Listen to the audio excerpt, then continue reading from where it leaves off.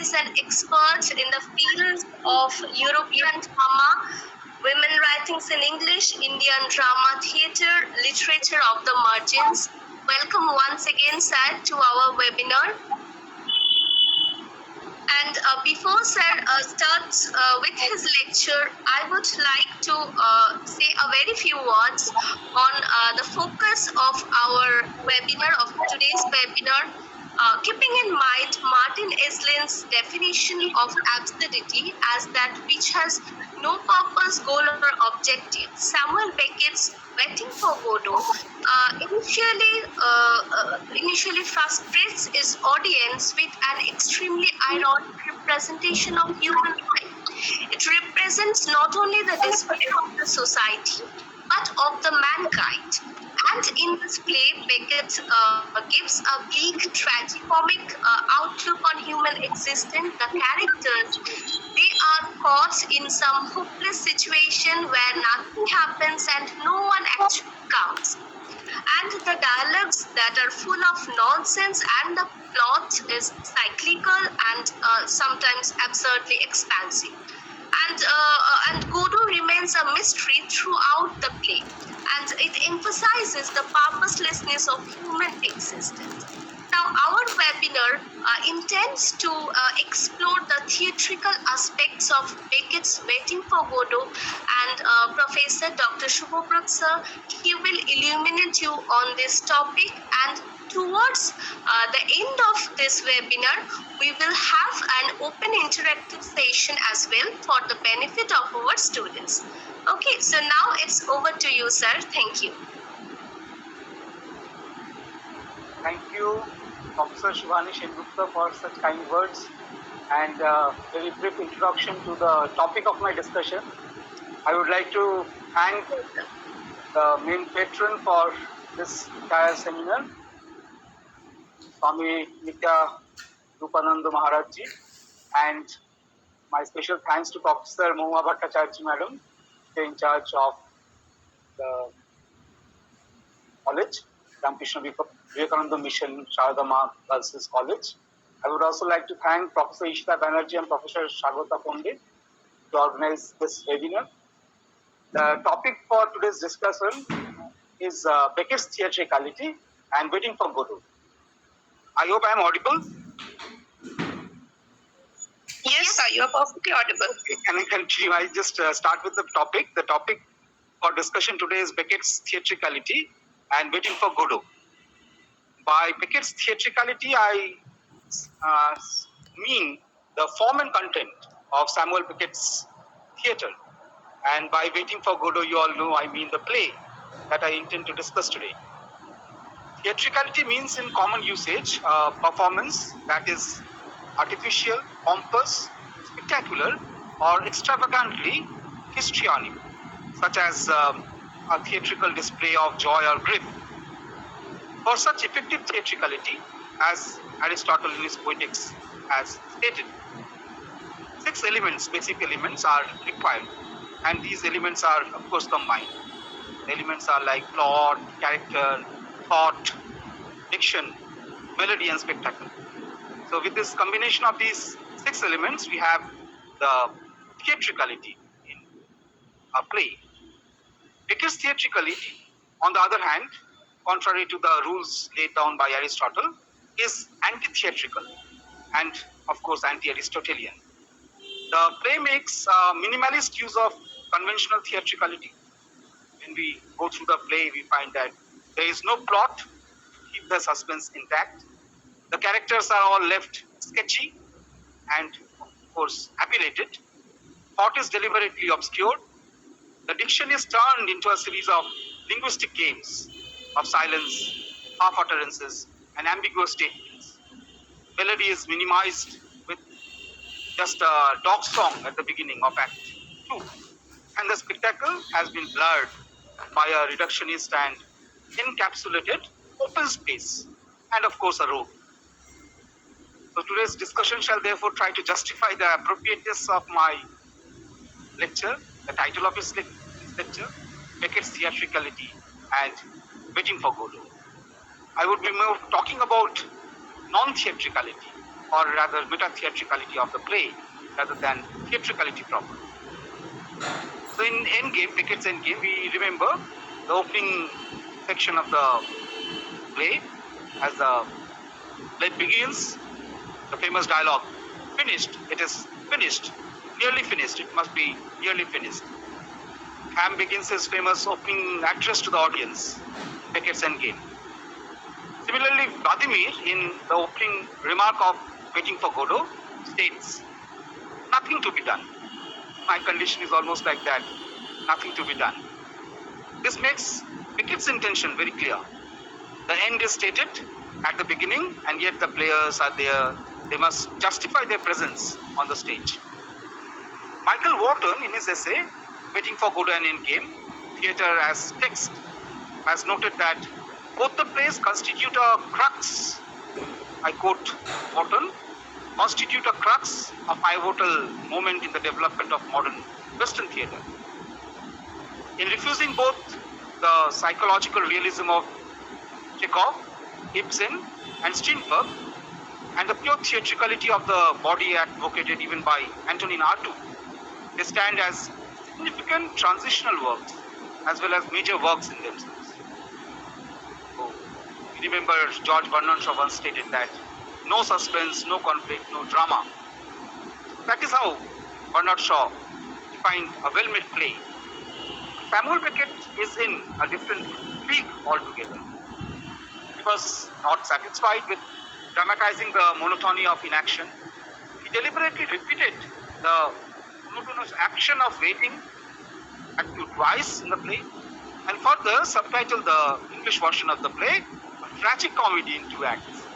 The play begins in a comedy, ends in a tragedy, and keeps on vacillating between these themes of tragedy and comedy, almost farce.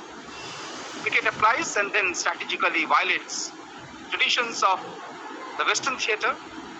He ruptures the dominant dramatic realism of well-made play and negotiates with an innovative theatricality. So, in the play we find that the entire act of theatricality is almost done very consciously. Dramatizing a series of inaction based on expectations and letdowns might thwart the possibility of multiple climaxes. But for Beckett, life is exactly this, a ritual of waiting, a habit, and as Albert Camus stated in The Myth of Sisyphus, the most deadening of all. Beckett let the modern reincarnations of Sisyphus to roll the rock uphill, only to look at the rock rolling down after the job is finished, nearly finished, or may not be finished. Yet, true to the spirit of tragicomedy, all is well at the end of each act. Tiredness and pain of waiting suddenly vanishes with a hope for tomorrow. Tomorrow I shall sing a sweeter song. Tomorrow I shall do something more, better. Tomorrow I shall be waiting again for Godot. So Vladimir and Estragon decide to go, return again tomorrow. Wait for Godot, hoping, although the stage direction shows contradictorily that they do not move. The tramps are bound to the space. They can of course not leave. They are there and they must wait. And they must justify why are they there. Among the plays written during this period, I'm talking about the period post-1950s, Samuel Beckett's Waiting for Godot is remarkable for its innovations in theatricality, stagecraft and subject matter. The play could even be performed on alternative spaces such as house, garage, hospitals, churches and schools with minimalist use of stage props. The play is anti-naturalist, it is avant-gardist. Some of his European counterparts like Albert Camus or Jean-Paul Sartre, Eugene Ionesco, Jean Genet and Harold Pinter were also working on similar lines. Their plays were regularly adapted, revived and produced not only in the English and European theatres but also in the alternative and fringe theatres across the world. Their plays were produced also in the campus theatres as well as in the regional and minority group theatres. These plays were taken even to the prisons European context, the aftermath of the Second World War gave rise to a sense of despair, anxiety, absurdity, alienation, meaninglessness, and monotony. Christopher Robinson in French literature in the 20th century has stated that the rise of fascism in Europe, the experiences of the World War II, the advent of nuclear weapons added decade by decade to the disorientation and disillusionment of many intellectuals. The resulting metaphysical preoccupation is less surprising in France, a country where philosophy has long been considered an important part of the school curriculum than it would have been in England or America. The new metaphysics was reflected in the novel and drama in diverse forms. The Second World War, of course, left a more lasting impression on the mind of the Europeans who were directly involved in the war and had eventually lost a sense of fixity, certitude, and hope. In 1961, Martin Esslin, in the Theatre of the Absurd, included Samuel Beckett, Harold Pinter, Eugene Ionesco, Arthur Adamov, Fernando Arrabal, and Edward Albee as playwrights of the absurd. Even Arnold P. Hinchliffe, in the book called The Absurd, 1969, includes Beckett among the major absurdist plays. The term absurd, according to Terry Hodgson, implies atheism, the absence of value, moral categories, the insufficiency of reason, and the need to create own standards. It gave priority to existence over essence. Man created God. The world came before the world. French existentialists like Camus and Sartre popularized the term in literature and philosophy. For Camus, the sense of estrangement between the man and the world, in spite of their coexistence, makes the human condition absurd. The absurd frees man from all feeling of responsibility. This absurd annihilates the future and leaves only the sensation of being alive. By focusing on myth of Sisyphus, forever condemned to roll the rock up on the hill, Camus brings out the lucidity and tension of living in this world where happiness springs from despair. For Sartre, on the other hand, absurdity is based on, and for Sartre, being eternally entangled in existence. Anna Ardent in the French existentialism, the book called Essays in Understanding, has stated that for Camus, man is essentially a stranger because the world in general and the man as man are not fitted for each other. That they are together in existence makes the human condition an absurd. In the play also we find the tramps. They are together in existence and yet not fitted for each other. In Waiting for Godot, Vladimir and Estragon are waiting on an empty space for Godot. Two travelers meet them and pass through the intersecting space twice. And two boys come and tell them that perhaps Godot may come tomorrow. The adult characters appear to be totally uprooted and presented as individual things, which obviously does not belong to the world. Like in Camus, here also we find that man does not exist simply as a man among men, in the way animals exist among animals and trees among trees, all of which necessarily exist, so to speak, in the plural. So there is an emergency, an urgency, and a restlessness in Vladimir, and a desperation in Estragon to meet Godot. Yet they are both together, left alone, with their expectations, monotony of waiting, and existential revolt. They try to reason out where there is no scope for reasoning. They make themselves ridiculous because they are endowed with the gift of reason. Everything appears to be given to them and nothing ever explained, including the purpose of this enormous act of waiting for long for an unknown person in an undefined space and time. As in Sartre's plays, the notion of absurdity, the contingency of existence, all these are best represented in the play Waiting for Godot. Hannah Arendt explains this condition, that whatever exists, as far as we can see, has not the slightest reason for its existence. It is simply de trop, superfluous. The fact that I can't imagine a world in which instead of too many things, there would be nothing only, shows the hopelessness and senselessness of man's being eternally tangled in existence.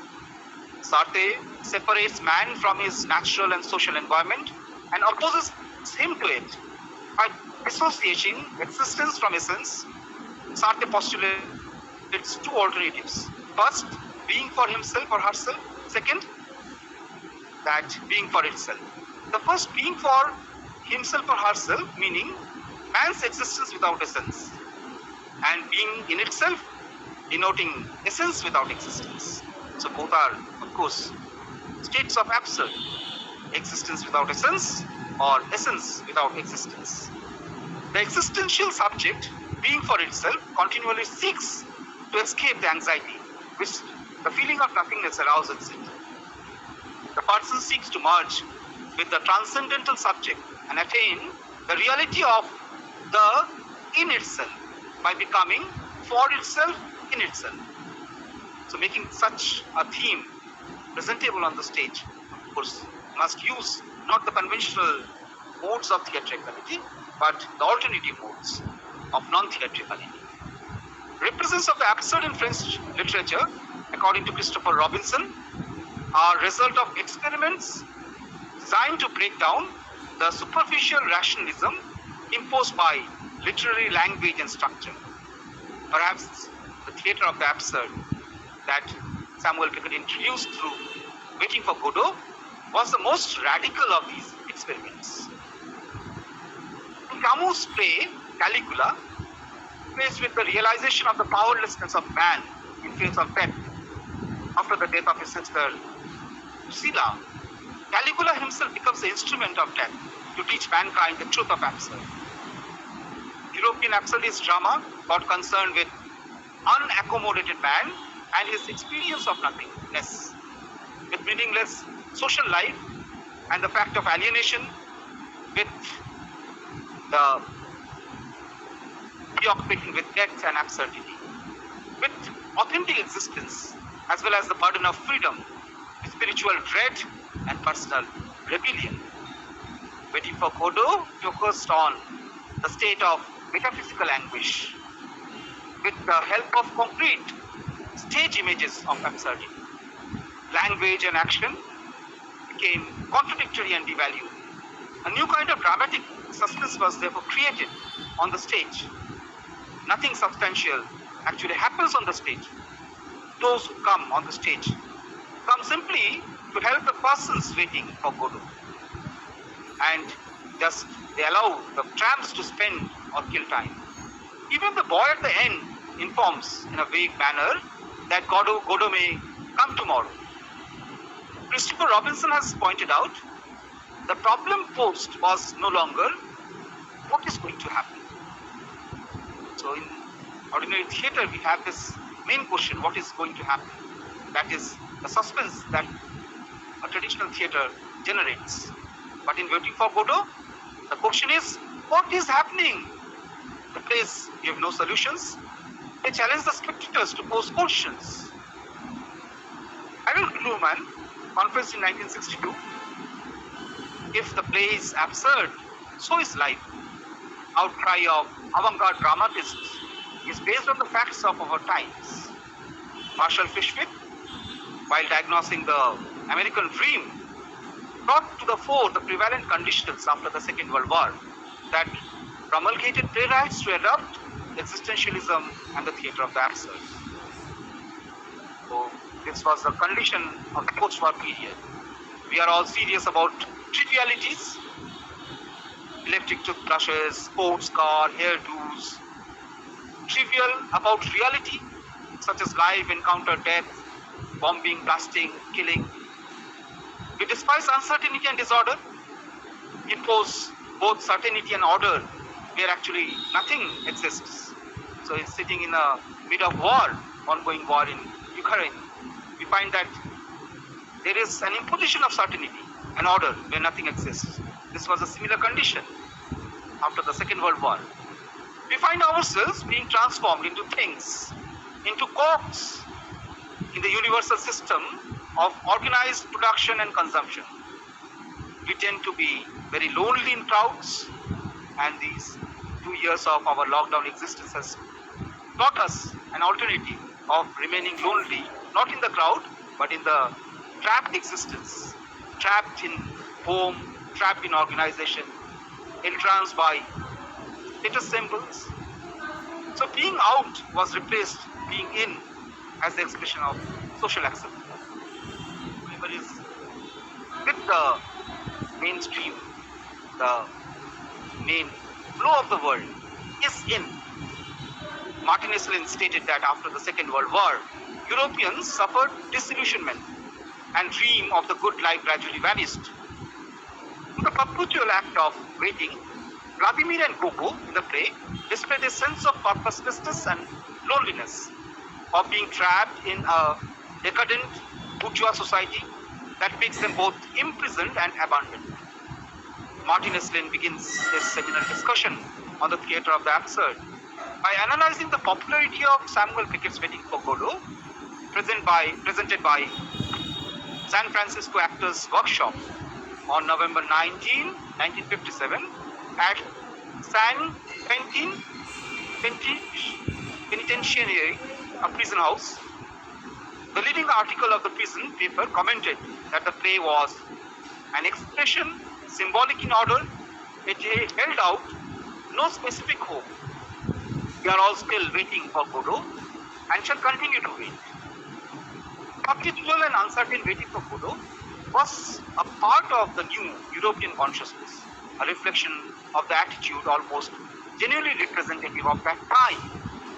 Even the claustrophobic bunker of Beckett's Endgame appealed to the inhabitants of a society who were threatened by nuclear holocaust, jeopardized by the uncertainty of Cold War, arms race, and a sense of gradual degeneration. Like Ham and Clove, they found themselves sitting in a bunker under the threat of a new nuclear war. Like Vladimir and Estragon, people living in Europe felt trapped and isolated in a world deprived of traditional root, hope and dreams. When they saw Gretner getting transformed into a rhinoceros by technocratic capitalism in Eugene Ionesco's play, they felt a similar threat to their lives. They shared the shame of Eugene Ionesco's Amidi and were haunted by some inexplicable guilt or repressed fear that assumed grotesque proportion. Edward Albee stated that the drama of absurd is truly the contemporary theatre, the realistic theatre of our time, being obscure, sordid, destructive, anti-theatre, perverse and absurd, as it is. Edward Albee, in which theatre is the absurd one, first published in New York Times Magazine, 1962, February 25, pointed out that the theatre of absurd is, I quote Edward Albee. Edward Albee is a leading playwright of the absurd. So he wrote that theatre of the absurd is obscure, sordid, destructive, anti-theatre, perverse and absurd, with the purpose to make a man face up to the condition as it really is. Facing as it does man's condition as it is realistic theatre of our times. As an example of absurdist theatre, Waiting for Godot deals with man's attempt to make sense of himself out of his senseless position in a world which actually makes no sense. As an innovative anti-Aristotelian play, Waiting for Godot, with its absurd rituals, mundane domesticity, prolonged monotony, savagery, absurd gameplay, repetitive human action, the failure of language and communication, even the failure of human relationship can be regarded as, Martin Esslin has stated, an example of the theatre of the absurd. For Michael Wharton, the central problem of the play is, I quote, what language can and cannot do. Language is no longer presented as a vehicle for direct communication, or as a screen through which one can see darkly the psychic movements of a character. The play dramatizes the inner landscape of a human being, split into the material and the spiritual.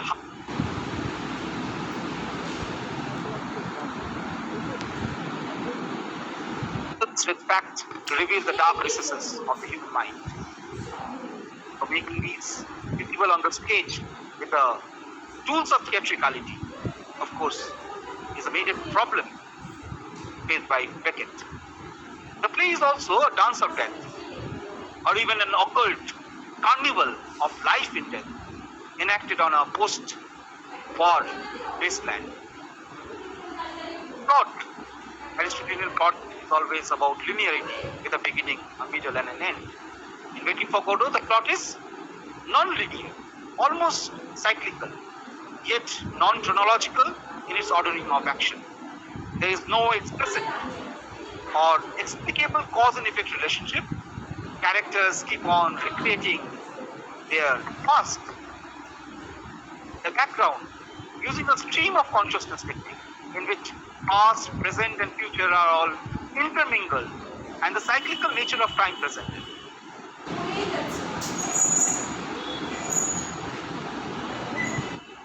The characters as past, present, and future are all intermingled. Almost 3 hours stage time becomes a metaphor of an everlasting act of waiting, entrapped in hope and expectation, interspersed with letdowns and by non-arrivals of good. Like Sisyphus, the characters are doomed to live a life of failure and routine chores. The savage ritual of endless waiting is presented against the backdrop of a decadent, materialist, degenerating, and morally bankrupt society. Beckett presents a disillusioned, stark picture of the world. The games of revelry and revelations are played both at the same time. From verbal games, the play switches over to metalinguistic games involving so many types, moving to Infomedia, that means dialogue in which two characters speak alternative lines in verse. Introduces staccato. Staccato means short speech or wordplay, where each sound is short and disconnected from the other sounds. Series of monologues, even long monologues, fragmented monologues, and then crosstalk or witty, fast-paced dialogues used especially in a comic play. This is a world in between the real and the absurd, from the real to the surreal, a horrific world which is illogical and meaningless, full of macabre and bizarre happenings.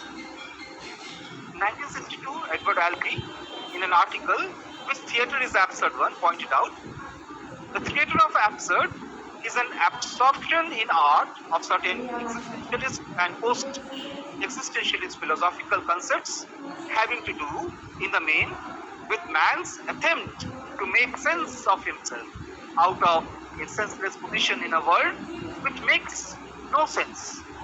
It makes no sense because the moral, religious, political, and social structures man has created to illusion himself have collapsed. The purpose of the theatre of the absurd is therefore to make a man face up to the human condition as it really is. Beckett's Waiting for Godot actually makes this encounter between the audience and the spectacle on the stage. Tradition prescribes that man must attempt to make sense of his environment, solve the problems, and someday, somehow, it is said that human beings will solve their problems. This faith or optimism is, of course, missing in the play. The predicament of the age in which the falsifying dreams or social structures human beings have created to illusion themselves have all collapsed. Beckett, therefore, is engaged in a savage attack on the European way of life. By using the techniques of the theatre of the absurd and its invective power, he could easily expose the discrepancy between appearance and reality, between sham an inner reality between this present real and the absurd. In Beckett's play, the theatrical techniques are based on an acceptance of the metaphysic of the absurd. But this metaphysical aspect emerges through the minimalist views of stage properties and a rejection of stage naturalism of the well-made plays.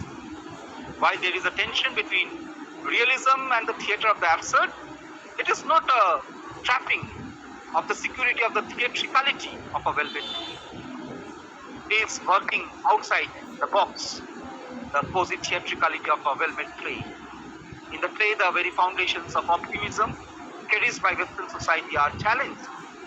Beckett shows the meaninglessness of human feelings and relationships, as well as the sterility inherent in the modern way of life. This play can be interpreted as a poetic image of emptiness and sterility, as well as a complex ritual of waiting for nothing. Beckett presents a disillusioned, harsh, and stark picture of the world that has lost any kind of certitude. The play presents a host of alienated individuals and exiles who are deprived of normal human relationship. Albert Camus in The Myth of Sisyphus once stated that in a universe divested of illusions and lights, man feels an alien, a stranger. His exile is without remedy, since he is deprived of the memory of a lost home or the hope of a promised land.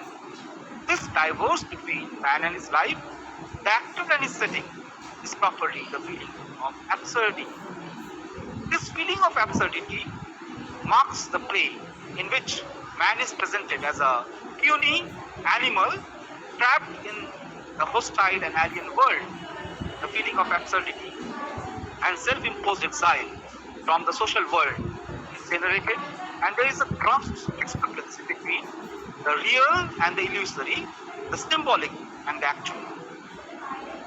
While retaining the comic vein and dark humor of other European absurdists, Beckett attempts to give a psychological verisimilitude to the characters. The result of this intermingling of realism, poetic drama, existentialism, and the theatre of the absurd is unique. The play appears to be a realistic presentation of psychological frustration, as the entire action that we mark in the play, that we find that an action is a presentation of a ritual, presentation of psychological frustration, a game and a process of unmasking, and the play provides a metaphysical perspective. The grim truth of impotence pervades in the language of these aging characters. The use of mundane, routine activities in a post-war, ravaged and decadent society highlights the absurdity of human action. In the decadent, unstable and sterile society, the dramaturgy of the absurd is therefore used to deepen the complexity of the character, their action, as well as their motives. The repetition of words, phrases, activities, and the games played by the characters, all these foreground the illusions to survive the absence of anything concrete. In Beckett's Waiting for Godot, therefore, the relation between truth and illusion is indeed a major theme. So throughout our life, we keep on cherishing such illusions. हजार ख्वाहिश ऐसी कि हर ख्वाहिश में दम निकले, बहुत निकले मेरे अरमान. These illusions are created by human beings. Such illusions are either shared privately or collectively internalized in consciousness. This illusion of Godot, that is, to avoid the grim reality of failures. The play unfolds how the characters surrender themselves to such illusions without realizing that life must be lived without such deceit and illusions, by shattering the falsifying dreams and reassuring lullabies created by Western society. The play focuses on the inadequacies inherent in such illusions or dreams. The Waiting for Godot is more about the collapse of dreams perceptible on the stage to the act of waiting. As is darkness no exit, here too we The characters depend on the willing acceptance of such shared illusions and dreams that they harbor about themselves. Characters fail to transcend their situation, and the freedom can come only with the anguish of the choice of it. Irony of the title implies an important existential question. Why are they waiting for Godot? And why are they afraid to live a life without illusions? The arrival of Godot, expected by them, is of course the main illusion of the play. So how these characters negotiate with such life, a life that they are afraid to live without illusions? The distinction between truth and illusion is not readily perceived in the play, and there is of course an uncertainty and fear regarding a life without illusions.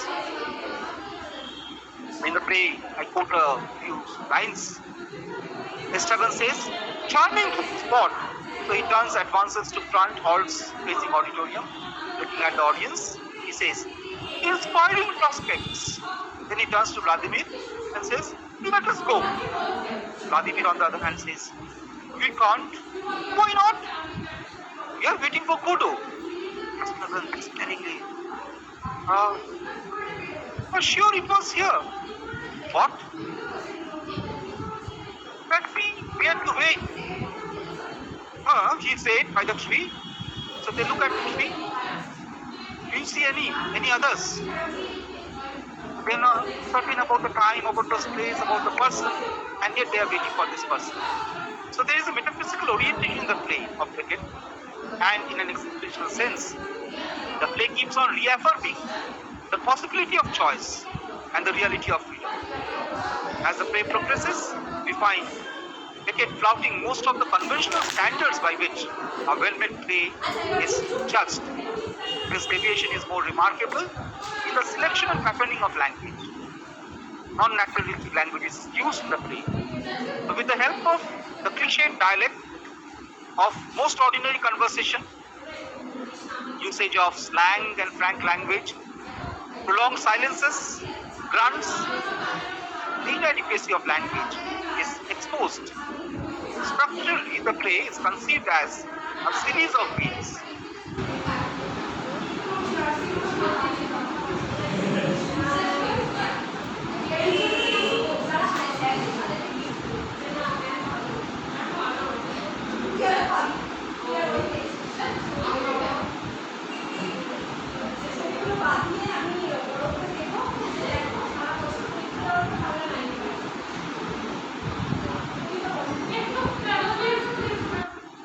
Action of waiting. The past of these characters is presented through a series of inner narratives and fragmentary biographical references, so that the spectators can never fully constitute details about the respective characters' background. Even the time and space of waiting for the appointed meeting with Godot remain unspecified throughout the play. Remember, Estragon says, you are sure it was this evening? Vladimir says, what? That we were to wait. Vladimir says, he said Saturday. I think. You think? I must have made a note of it. Then he fumbles in his pocket, busting with miscellaneous rubbish. Estragon is very insidious and says, what Saturday? And is it Saturday, or is it rather Sunday, or Monday, or Friday? So in a naturalist play, we do not have dialogues like this.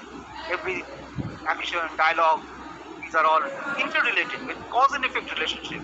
Only the necessary and probable dialogue, action are set in a causal logic, cause and effect relationship.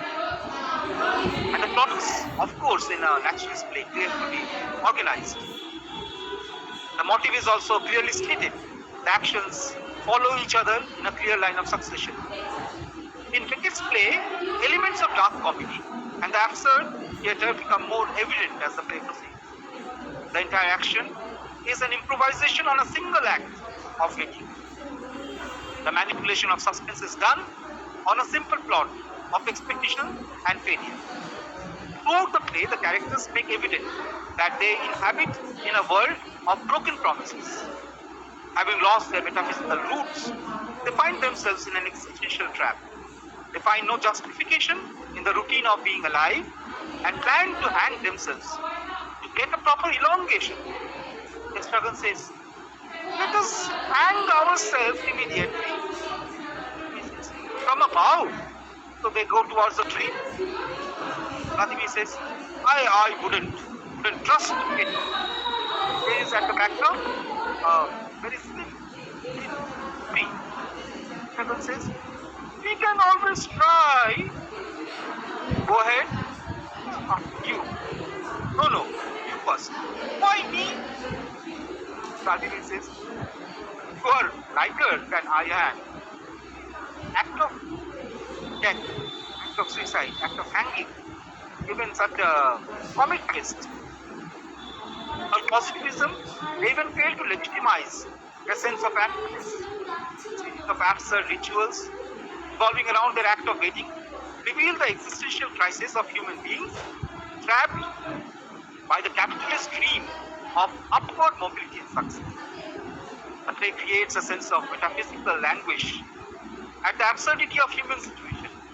These tramps are presented as existential anti-heroes who refuse to believe in either in the glorious past of a promised land or in a future prosperity. The metaphysical anguish is the central concern, and reality is bound by the horror of heredity and death. Reality is tragic and absurd, localized in the conventions of social behavior, acceptance of ready-made ideas, even self-delusions and evasion of truth. The tramps of Samuel Beckett's Waiting for Godot are therefore united in their mutual interdependence in the same illusion and hope.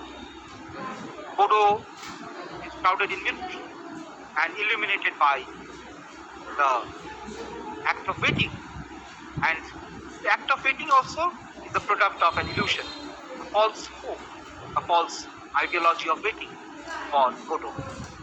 The tramps in Beckett's play cannot leave the stage, so they are there, they must justify themselves. That is what we can say, that as the tramps are there, they must justify themselves. Their presence on the stage itself denotes their theatricality. The tramps in the Beckett's play cannot go because they are tied together, the perpetual inaction of waiting for Godot. There is excess of action, and that excess of action is generated into the act of waiting, of course, inaction. Spurgeon says, let us go. Vladimir says, we can't. Why not?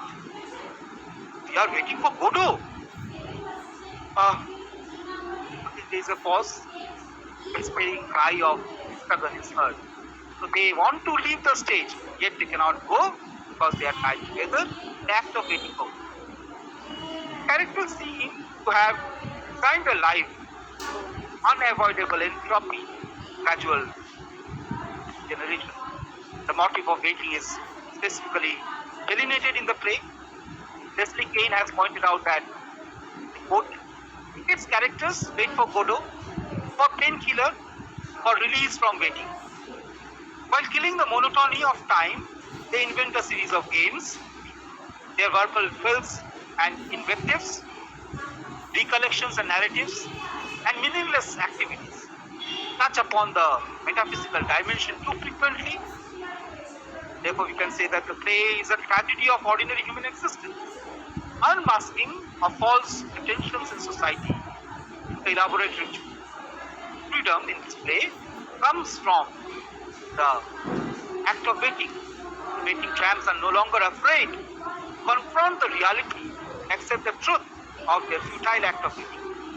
The act of waiting is something that is justifying their presence on the stage, and their awareness of the utility of this act of waiting justifies their freedom of choice. Arnold Finchley puts a list of characteristics of the Beckett of absurd. He says that there is a free attitude towards time. In Waiting for Godot, we have on the one hand, excess of time. On the other hand, there is an adequate shortage of time.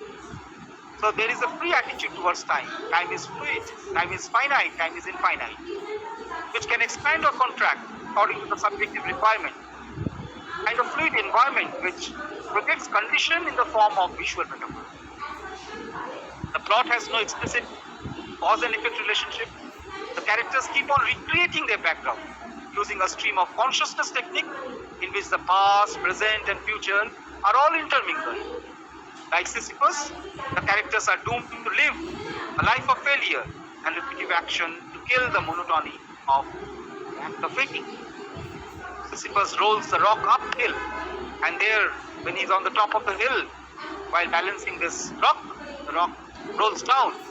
Sisyphus, looking at this rock, perhaps thinks about failure of his task.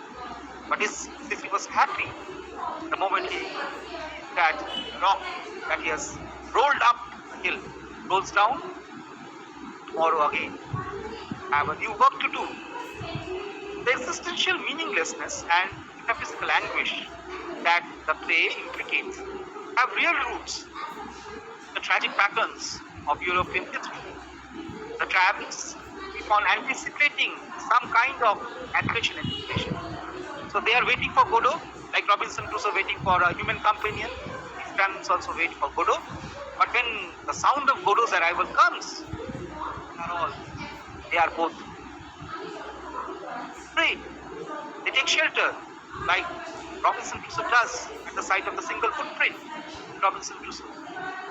By tramps anticipate some kind of aggression and invasion. They keep themselves within a self-created claustrophobic world of an open space and keep on creating their private world. They even resist the invasion of the hostile outside world which they associate with jealousy, deceit, ambition, cruelty, deception, fear also. So they are locked in the space for Godot. Even the Godot's presence might threaten their existence.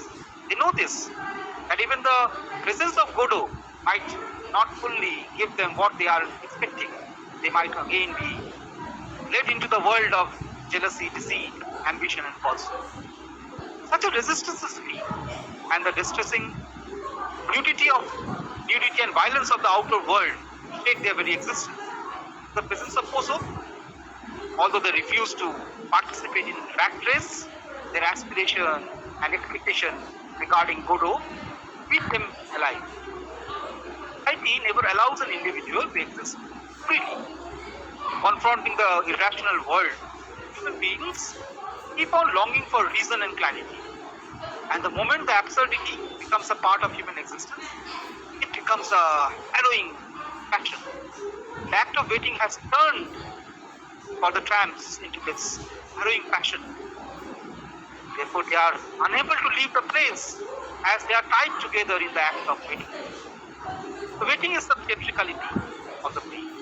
The act of waiting, meaningless waiting, absurd waiting becomes the main theatrical action of the play. Vladimir and Estragon in Waiting for Godot, they are unable to remember their past. Even Ham in Endgame cannot face the various incidents of the past, like parents Nag and Nell, who are both enclosed in ash pits. In Trapped's Last Tape, another play by Beckett, the past is reconstructed in the tape recorded speeches of Trapped, but he has to get a dictionary even to understand the meaning of the words that he has used in such recordings. The tape recordings while eating bananas on the stage. Winnie in Happy Days is similarly enclosed in waist deep and her past is incoherent. Physical and mental disabilities mark Beckett characters. We have black characters, we have brown characters, but in Beckett we have characters who are totally accurated, formed, unbound, unbound. These physical and mental disabilities that mark Beckett's character and become the characteristic of the theatre of the absurd. There is a substitution of an inner landscape for the outer world. There is a lack of clear division between the world of fantasy and the world of fact. Beckett dramatizes this inner landscape. It is a psychological drama in which fantasy and fact commingle to reveal the darkest interiors of the human mind. Thus, kind of journey into the dark deeps of the human mind. Only an exorcism of fantasy can make the truth. The truth is the horror of existence. Like Woods' last words of enormous waiting, and is converted into the horror of experience, become more palpable. So it is a search for the genuine emotion that lies at the core of the story, attempting to redefine life according to the circumstances. There is, of course, the confrontation with the irrational. There is, of course, a wild longing for clarity, for reason. Lucky's famous speech in Act 1, remember? Long speech, aberrated speech, broken syntax, that recounts the history of Western philosophy. That speech is a parody of academic or philosophical attempts to understand the source of human suffering. Taking a recourse into the history of Western philosophy, Lucky states that human beings suffer for reasons unknown. In the play too, the tramp suffer because of reasons unknown. The main reason is non-arrival of Godot. The philosophical optimism and the absence of Godot keeps the mystery unsolved. For Richard Schechner, Lucky's speech is imperfect memory, an uncontrollable stream of consciousness or unconsciousness, while Pozo talk is all tirade of such speech. The speeches that Pozo deliver on the stage are learned long ago and slowly deserting the master actor, just as Grimm's find his identity. Pozo is represented through his watch. Observation on the watch. Time is very important for Pozo. Stay with this. Pozo becomes blind. Blind person has no sensation of time. The watch, the pipe, the atomizer, all these desert him in the second act. The contrast between Pozo of Act 1 and Pozo of Act 2. Very clear. Yet the observations of both Lucky delivering an aberrated, fragmented speech, the only monologue delivered by Lucky, remain unfinished. The play, of course, uses its dialogue of Lucky, the Lucky speech, to find that the last word is unfinished. Lucky's speech is unfinished. Beckett's Godot remains conspicuous by his absence. Whether Godot is a fictional or a real character, or her presence is falling. Truth is always here. But this truth is not always desirable. To escape adroitly from truth, the illusions of Godot must be changed. The absurd mind, rather than resigning itself, also prefers to adopt fearlessly a state of despair or alienation from both hope and God. So many people have actually interpreted the problems faced by us. The problem now is to solve it. So in waiting for Godot, the problem that is to be solved has to be solved by Godot. And only Godot can perhaps, for the tramps, solve the problem of human existence. But this sacrifice of illusion could lead them to undergo radical conversion from a state of despair to, if they are liberated from this act of waiting, or they do not wait for Godot, they will perhaps be freed from the despair of act of freedom. But they keep on standing on the stage, remaining trapped in the act of perpetual waiting. The characters of the theatre of absurd do not fall into the conventional framework of consistent characterization.